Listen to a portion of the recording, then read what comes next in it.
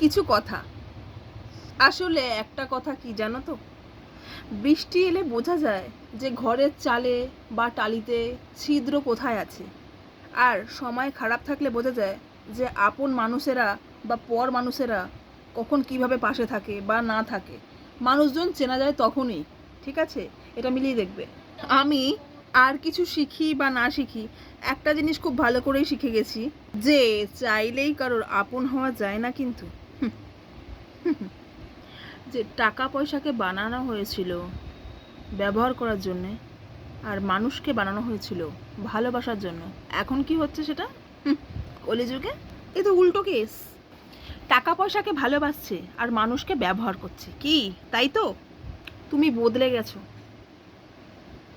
তাতে আমার কোনো দুঃখ নেই, কিন্তু আমি লজ্জিত নিজের বিশ্বাসের কাছে। হ্যাঁ, মানুষের সাথে বেশি পিরিত ওই কাঁঠালের আঠা বা বেশি মিশুকে হতে যাবেন না।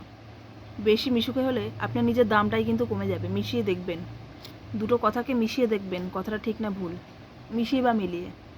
এই সমস্ত করতে গিয়ে নিজের আত্মসম্মানটা হারাবেন। নিজের আত্মসম্মান বলতে আর কিছুই থাকবে না। একটা জিনিস ভেবে দেখুন, সব কিছু অতিরিক্ত কিন্তু ভালো না, তার ওয়েটটাই কমে যায় কিন্তু। একটা জিনিস খুব খাচ্ছেন, মানে খুব ফেভারিট একটা জিনিস যেটা ছাড়া আপনি ভাবতেই পারেন না, সেই একই জিনিস যদি বারবার রোজের খান, ভাল লাগবে? সেই মানুষের ক্ষেত্রেও তাই। একই লোকের সাথে বারবার মিশছেন, একইভাবে তাদের সাথে উঠা বসা করছেন, তার কিন্তু একটা মানুষকে সবসময় সহ্য হতে পারে না। নিজের মা বাবা ছাড়া আর নিজের ভগবান ছাড়া একদমই নয়। আর মিশুকে হলে দেখবেন একটা জিনিস, আপনাকে যতই দূর দূর ছাই ছাই করুক, আপনি যদি সেই মানুষটার কাছে বারবার ফিরে ফিরে যান, সে কিন্তু আপনাকে সস্তা মনে করবে। ধর ওকে তো আমি এখন ব্যবহার করছি, পরে আবার ব্যবহার যখন লাগবে না, ব্যবহারও কোনো যোগ্য লাগবে না, তখন আবার ছুঁড়ে ফেলে দিলেও সে আমাকে খারাপ মনে করবে না, সে আবার আমার কাছে আসবে। ওই কুকুর যাকে বলা হয়। মাইন্ড ইট, কথাটা কিন্তু মাথায় রাখবেন, ঠিক না ভুল?